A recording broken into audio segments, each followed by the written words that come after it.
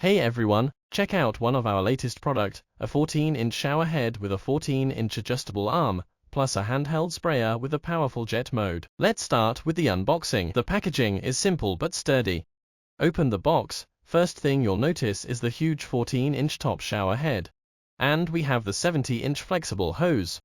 Also the user manual, don't forget it. In the second layer, there's a 2-function handheld shower head with a jet spray mode. There's also a 14-inch adjustable shower arm. A 3-function diverter with a holder is included. And a roll of white Teflon tape to prevent leaks. That's an overview of everything inside the box. Alright, now I'm gonna do a quick install. Don't forget to turn off the water before you get started. The tools we need for installation are all included in the manual, so we don't need to prepare anything extra. The tools provided are more than enough to install the product.